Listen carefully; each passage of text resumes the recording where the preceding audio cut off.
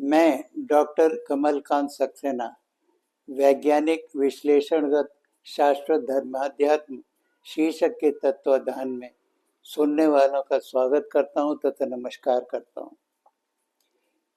पिछले छठे एपिसोड में मैंने यह चर्चा की थी कि हमारा विधाता ब्रह्म किस तरीके से हमारी कदाचार की सजाओं पर यानी मिसकंडक्ट की सजाएं देता है। मुख्य रूप से उसमें मिसकंडक्ट की सजाएं हमारे उन नियमों पर होती जो उसके नैतिक नियम कहलाते हैं। इसमें पहले मैंने सोने जागने के उल्लंघन पर बताया था, दूसरा खाने पीने के समय पर बताया था और तीसरा व्यवहारिक समाज न्याय के ऊपर बताया था। आज हम चर्चा करेंगे कि विजिलेंस एक्शन यानी कि सतर्कता कार्रवाई पर वो कैसे हम पर एक्शन लेता है। सतर्कता कार्रवाई में चूंकि न्याय होना होता है तो न्याय किसका होगा, आज सबसे पहले उसकी बात करेंगे। मैं शब्द एक ऐसा शब्द है जिसको डिफाइन करना बड़ा मुश्किल काम है। अगर देखा जाए तो कोई मुश्किल काम भी नहीं।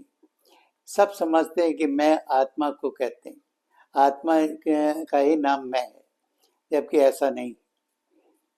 अगर आत्मा का नाम मैं होता तो दिवंगत आत्मा कोई ना कोई कर्म करके दिखाती जिसको ये कह पाता ये मैंने किया, लेकिन आज तक कोई नहीं कह पाता।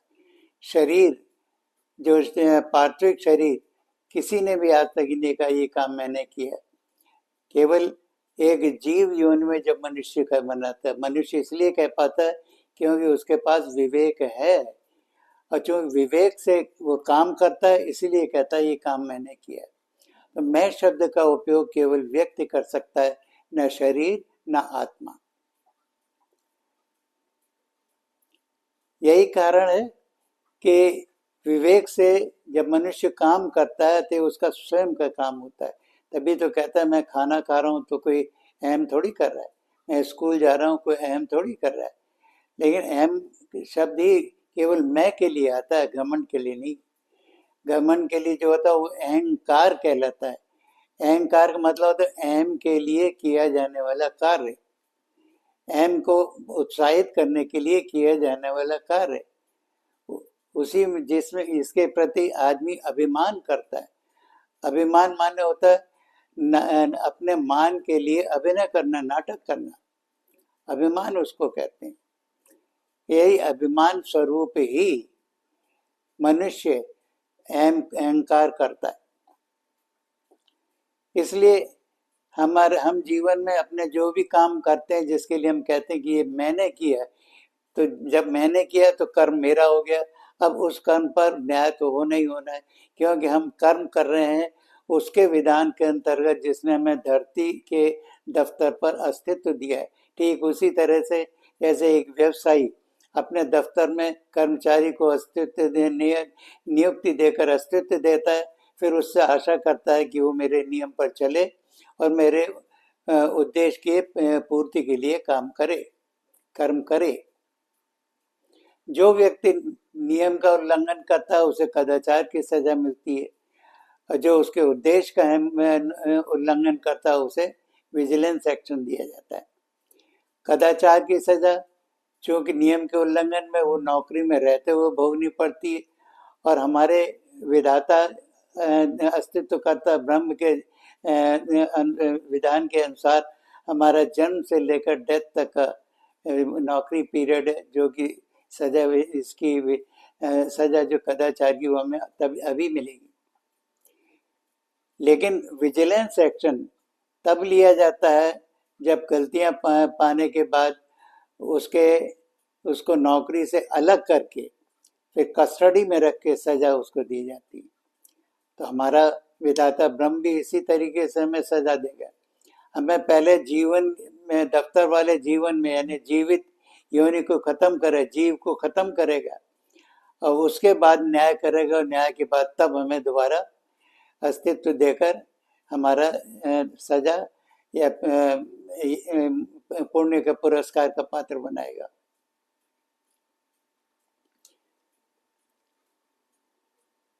अब प्रश्न ये उठता है कि लोग इस बात में असमंजस करते हैं कि ये सुरक्षा, ये सतर्कता कार्रवाई में हमें शरीर कैसे मिलेगा। लोग तो ये समझते हैं कि हमारी आत्मा जो कुछ कर्म करती है वो शरीर बदलकर दूसरे शरीर बदलकर बार बार आती रहती, इसको लोग पुनर्जन्म कहते हैं। सच मायने में अगर पुनर्जन्म शब्द का अर्थ देखा जाए तो इसको पुनर्जन्म नहीं कहा जाता। अब आप मान लीजिए एक बच्चे ने किसी खेल में पहला प्राइज जीता, अब जीतने के बाद जब इनाम लेने जा रहा था तो अचानक उसकी हार्ट फेल होकर डेथ हो गई। अब वो किसी दूसरे के शरीर में उसकी आत्मा जाकर अपना इनाम मांगे कि ये काम ये मैं हूँ, मेरा इनाम है, तो क्या कोई उसे इनाम देगा? नहीं दे सकता।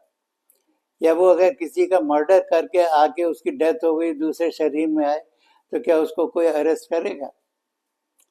कोई नहीं करेगा। क्यों नहीं करेगा? प्रश्न तो ये आता है। इसलिए नहीं करेगा कि इनाम जीतने वाला व्यक्ति होता है, न कि आत्मा या शरीर। अगर हम उसका नाम रखे इनाम लेने वाला महेश है या सुरेश है तो उस समय शरीर बदलने के बाद सुरेश नहीं रह जाएगा। न्याय में इनाम तो सुरेश को मिलना है। अगर सुरेश उसी शरीर में रहकर उसकी आत्मा आती तब तो वो सुरेश कहलाएगा, क्योंकि व्यक्ति का व्यक्तित्व जिस शरीर में अस्तित्व लेता, आत्मा जिस शरीर में अस्तित्व लेता है उसी शरीर में जब आत्मा अस्तित्व लेता वो उसका पुनरअस्तित्व कहलाएगा।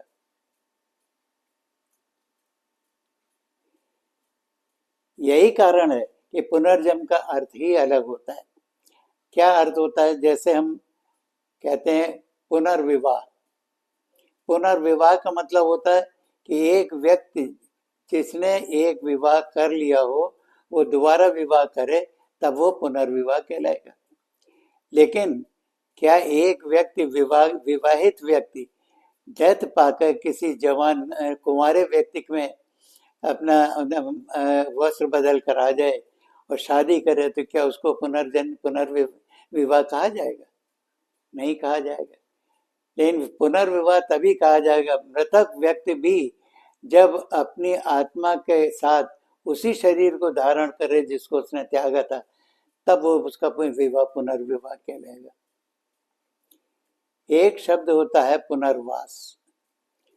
पुनर्वास का मतलब होता है कि एक मकान जिसमें एक व्यक्ति मानो महेश व्यक्ति रहता था, उसके बाद वो उसका मालिक होता है, लेकिन जब वो एक बार मकान को बेच कर चला जाए, थोड़े दिन के बाद जाए दोबारा उसको नहीं कहेंगे, लेकिन जब बेच कर उस घर को खाली कर दे और खाली करने के बाद वही महेश दोबारा घर को खरीद कर वहां पर रहना शुरू करे तो उसको उसका पुनर्वास कहलाता है।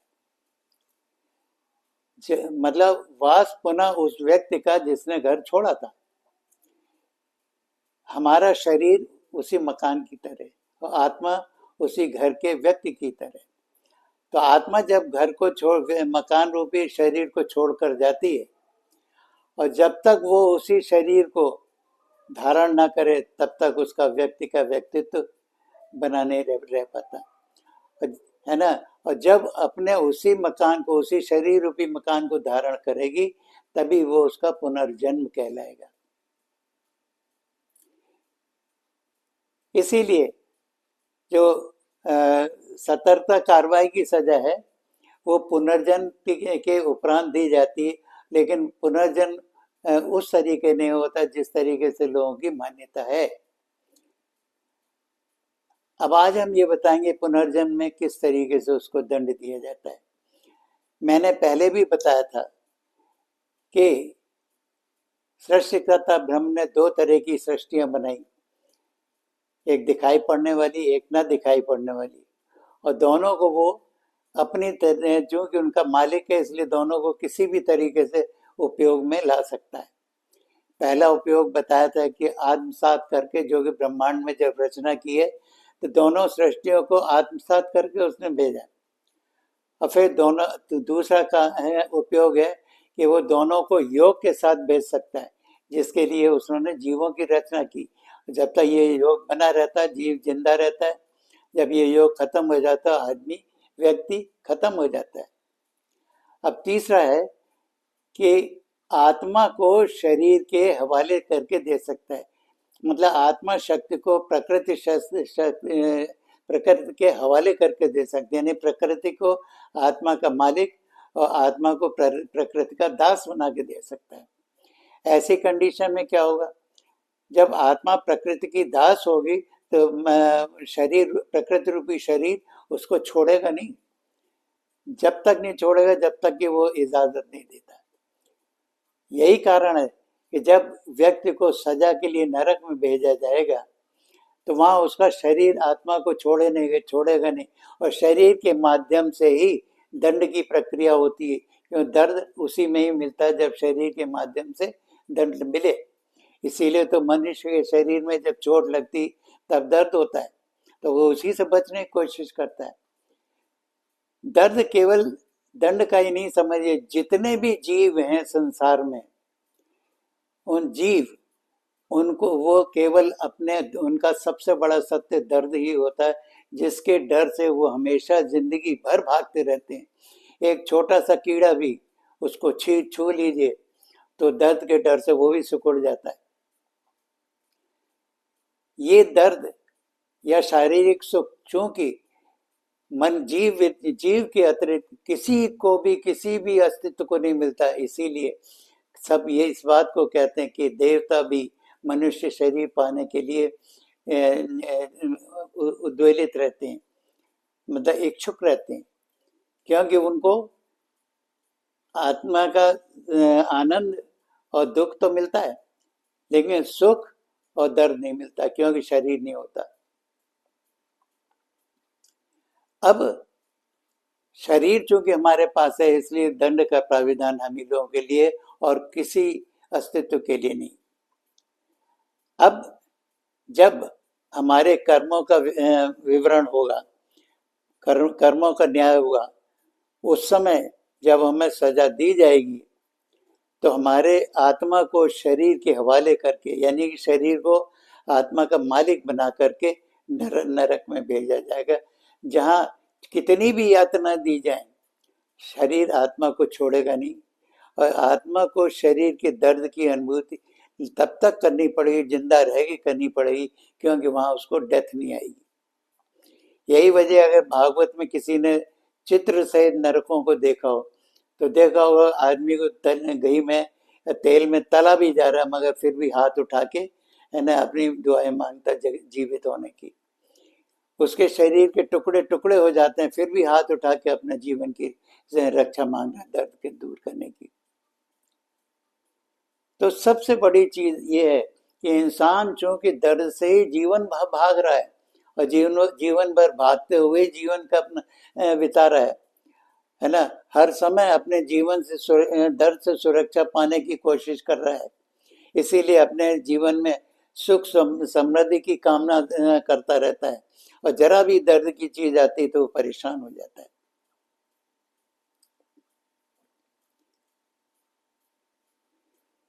यही कारण है कि अब हमें चूंकि दर्द ही दर्द सहना है तो इसके लिए हमें न्याय में वो प्रूव करेगा कि तुम्हारे आपराधिक काम कौन से हैं। इन आपराधिक कामों को हमें प्रमाण की जरूरत होती, जैसे हमारे समाज के व्यवहारिक न्यायालय में सबूतों की आवश्यकता होती किसी को अपराध घोषित करने के लिए, ऐसे ही हमारा वो विधाता रचनाकार हमें उन सबूतों को देगा जिनके आधार पर हमारा ये सिद्ध होगा कि ये काम हमने आपराधिक काम समाज के न्याय में किया, और उसी कर्मों को उसके न्याय में पाप कर्म कहते हैं। पाप कर्म का मतलब होता है पात्रता पश्चाताप की, इसलिए पाप शब्द कहता है, इंग्लिश में सिन कहते हैं, satanic inclination of nature, SIN, satanic inclination of nature. अब हमें देखना पड़ेगा ये सबूत कैसे हमें मिलते हैं। हमारा शरीर में, क्योंकि हमारा, पहले तो मैं ये बता दूं शरीर जिंदा कैसे होगा। रचनाकार ने, इस विज्ञान भी कहता है इस बात को कि सारे संसार में जितने भी अस्तित्व हैं सबको सबसे छोटे कण से बना है, जिसे हम एटम कहते हैं। और एटम अविनाशी होता है, और जो अविनाशी होता है उसको हम ईश्वर कहते हैं। कोई समझेगा ईश्वर तो केवल ब्रह्म हुआ और कोई नहीं हुआ। अरे ईश्वर ब्रह्म नहीं है। ईश्वर अगर ब्रह्म होता तो परमेश्वर शब्द क्यों आता?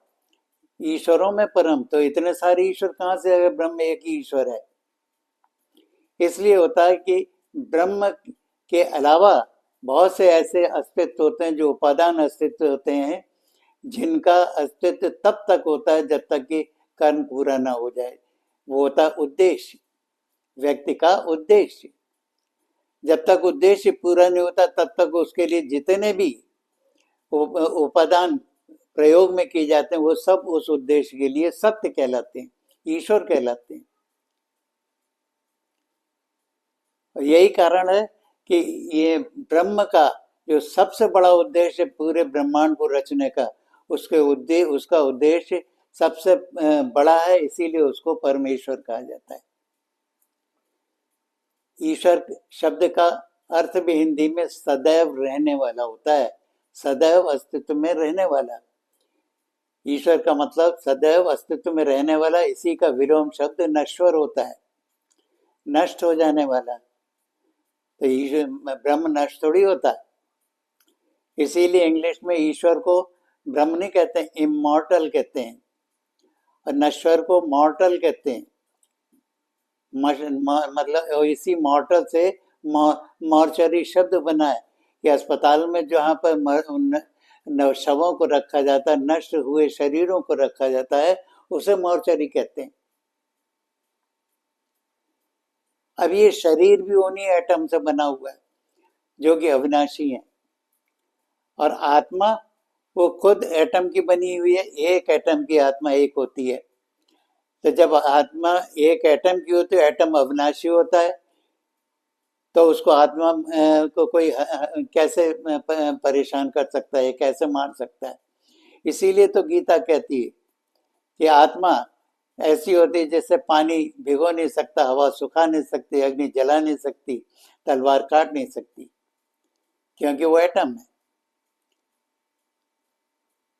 बस अंतर ये है कि प्रकृति के एटम को रचनाकार ने मास दिया है। उसके न्यूक्लियस प्रोटीन में, वो सॉरी न्यूक्लियस में उसने मास दिया है।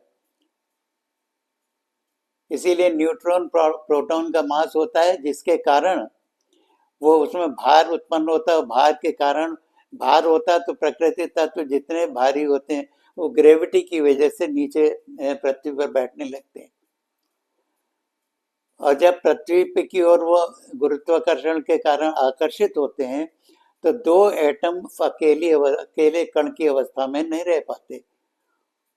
उन दोनों को एक कण बनाने के, स्वतंत्र कण बनाने के लिए कम से कम दो परमाणुओं को मिलकर अस्तित्व में आना पड़ता है।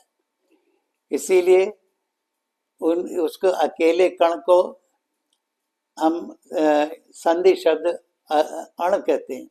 अकेला कण अण, और अकेले कण वाले को अणु कहा जाता है। इंग्लिश में उसे मॉलिक्यूल कहते हैं। और इस मॉलिक्यूल जितने कणों से बना है, जो कि मिलकर बने, उनको एटम कहते हैं। परमाणु मतलब अणुओं का परम भाग, atom, alone top of occupant, alone top occupant of element, alone top occupant of a molecule, sorry, alone top occupant of a molecule. A molecule, MOLECULE, monoocular liberated element, monoocular liberated element for chemical use in lab exhibition. इसीलिए जितनी lab में exhibition में रासायनिक क्रियाएं होती हैं वो अणुओं की फॉर्म में होती है, एटम की फॉर्म में नहीं। अब एटम में जीन्स होते हैं। इन जीन्स को हमने कहा ही इसीलिए गया GENES, generator evidence of nonce efforts and services. Generator evidence जो अपने अंदर उन एविडेंस को रखते हैं, जो कर्म हमने, नॉन्स माने वर्तमान में जो कर्म या सर्विसेज एफर्ट्स किए उनका उनको स्टोर करना। और जब स्टोर हो जाते हैं, इसीलिए तो हम कहते हैं भाई इस आदमी के, इस बच्चे के अंदर जीन्स अपने पापा के आ गए। जब आदत जीन्स ट्रांसफर होते हैं, जब स्टोर होंगे तभी तो ट्रांसफर हो पाएंगे। इसीलिए जीन्स जो होते हैं शरीर के, वो शरीर का वो पार्ट होता है जहाँ पर शरीर, जीव के शरीर के द्वारा किए कर्मों का ब्यौरा उसमें स्टोर्ड होता है। अब आत्मा में मन जो होता है उसके दो गुण होते हैं। जब जीव योनि में होता है तो उसका मन का आकर्षण गुण होता है, जिसके प्रति वो जो बताया था मनुष्य योनि कहलाती। और दूसरा उसका स्वभाव गुण होता है चित्त। हिंदी में इसे चित्त कहते हैं और इंग्लिश में इसको मेमोरी कहते हैं। जैसे कंप्यूटर में भी आप मेमोरी यूज करते हैं, उसमें सब चीजें डेटा आपके स्टोर होते जाते हैं। ऐसे ही मेमोरी मन का पार्ट है और उसमें मेमोरी में हर जितने भी जीवन के कर्म किए होते हैं, छोटे बड़े सब उसमें स्टोर होते जाते हैं। इसीलिए इसको इंग्लिश में मेमोरी कहते हैं, MEMORY, mind enriched of moments occurred for remembrance young। मतलब माइंड एनरिच, मन प्रचुर है उन चलचित्रों से जो मोमेंट्स हैं, यानी चलचित्रों से जो ऑकर्ट है यानी गुप्त हैं, जिनको न्याय के समय याद को ताजा करने के लिए। मोमेंट्स चलचित्र और ऑकर्ट माने गुप्त होता है, इसीलिए चित्त को चित्रगुप्त कहा जाता है, जिसको लोग समझते हैं चित्रगुप्त कोई देवता नहीं, मन का मेमोरी पार्ट को ही चित्रगुप्त कहते हैं। और उसमें चूंकि सारी यादें स्टोर्ड होती हैं और डेथ के समय विवेक मनुष्य का यहीं रह जाता है, जीव योनि के समाप्त होने के साथ तो केवल चित्त ही चित्त रह जाता है। और जब विवेक का आवरण हट जाता है तो चित्त पूरी रोज से, पूरे एफर्ट से अपने यादों को ताजा करके सुना सकता है, एक एक पल पल का एफर्ट सुना सकता है, क्योंकि विवेक तब अवरोध नहीं कर पाता।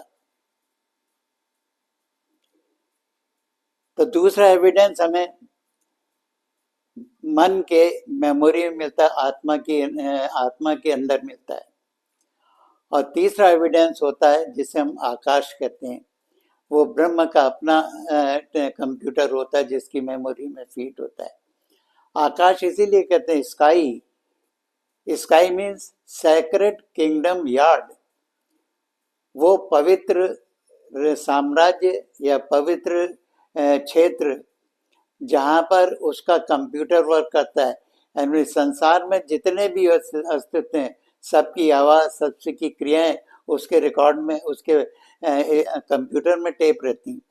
अब जब न्याय करेगा तो शरीर के जीन्स में उसका एविडेंस देखेगा और मन आत्मा के उसमें चित्त में आत्मा से किए हुए काम का एविडेंस देखेगा। और दोनों में कोई विरोधाभास हो तो अपना टीवी दिखाएगा, अपना कंप्यूटर दिखाएगा, तो आदमी बचेगा कहाँ? क्या कोई बच सकता है? अब सोच के आप बताइए कि आप अपने गलत कर्म से कोई बच सकता हो तो हमें बताए, तब वो करेगा। जब आपराधिक काम, उसके पाप कर्म न्याय में साबित हो जाएंगे, तब वो करेगा कि दो हमारे सामने जो आत्मा, मन, शरीर और आत्मा को उसने सामने खड़ा किया, तब उनको आत्मा को शरीर के हवाले करके नरक में दंड देने के लिए भेजेगा। अब चूंकि आत्मा शरीर को छोड़ नहीं पाई, शरीर मालिक है, आत्मा उसकी दास है, तो शरीर को जितने भी कष्ट दिए जाए उनका दर्द आत्मा को सहना पड़ेगा, और जिंदा रह के सहना पड़ेगा, क्योंकि आत्मा शरीर को छोड़ेगी नहीं। इसीलिए नरक में जो भागवत में चित्र दिखा है उसमें दिखाया है कि उसको चाहे जितनी सजा दी जा रही है, चाहे उसको तेल पिलाया जा रहा है, तेल में उबाला जा रहा है, शरीर के टुकड़े किए जा रहे हैं, उसको फेंका जा रहा है, कीलें ठोकी जा रही, लेकिन वो मरता नहीं, हाथ उठा के माँ बचाओ बचाओ करता रहता है।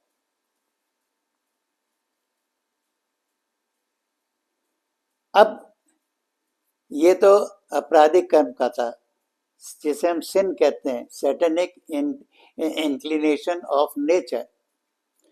अब दूसरा है कि उसको इनाम कैसे मिलता है। इनाम के लिए पुण्य कहा जाए, पुण्य माने पुरस्कार के लिए साधना, पुरस्कार की साधना।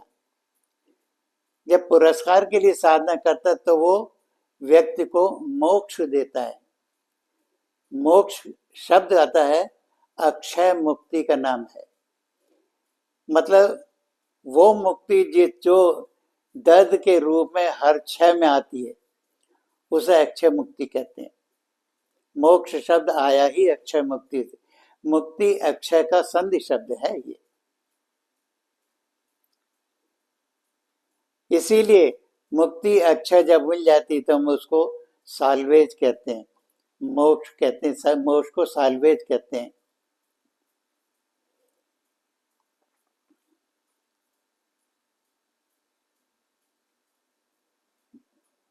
इसका मैं साल्वेज का एब्रीवेशन फिर बताता हूँ थोड़ी देर में। तो मोक्ष में क्या होता है,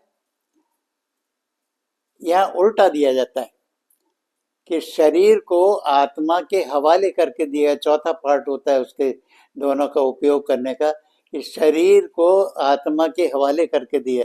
शरीर ही नहीं, शरीर के पंच तत्वों को, पंच तत्वों के का मतलब ये पंच जो ये क्या कहते हैं इनको, शरीर की क्रियाएं जिनसे करते हैं, क्या कहते हैं, हाँ सेंसरी ऑर्गन तंत्रिकाएं, है ना, इनके सहित आत्मा के अधिकार में देता है। यही कारण है हमारे नाक कान आँख मुंह त्वचा, ये सब पांच तत्व होते हैं, तो जिनके आधार पे हम जितनी क्रियाएं कर पाते हैं, जितना हम देख पाते हैं, सुन पाते हैं, ये इनके साथ हमें जब अस्तित्व मिलता है, आत्मा को मिलता है, तो आत्मा इंद्रजीत कहलाता है। हाँ, इंद्रियां कहते हैं इसको। जब शरीर की इंद्रियों सहित जब आत्मा को हवाले किया जाता है तो ऐसी आत्मा को इंद्रजीत बोला जाता है। इसीलिए स्वर्ग का जो राजा इंद्रजीत कहलाता है, वो व्यक्ति जो अपनी इंद्रियों के सहित शरीर को इंद्रियों के सहित जीत कर राजा बना। अब शरीर उनका दास है, वो अपने शरीर को कैसे भी इस्तेमाल कर सकता है, तो अपने जैसे मैक्सिमम सुख प्राप्त कर सकता है, उस शरीर को उसी तरीके से इस्तेमाल करेगा। इसीलिए मोक्ष में जो साल्वेजिंग होती है, यानी कि उसका जो मोक्ष होता है, उसमें व्यक्ति हर तरीके से जितने भी दर्द उनका होते हैं उनका सबका समाधान हो जाता है, और वो अपनी मर्जी से सुख के लिए ही जीवन जी पाता है।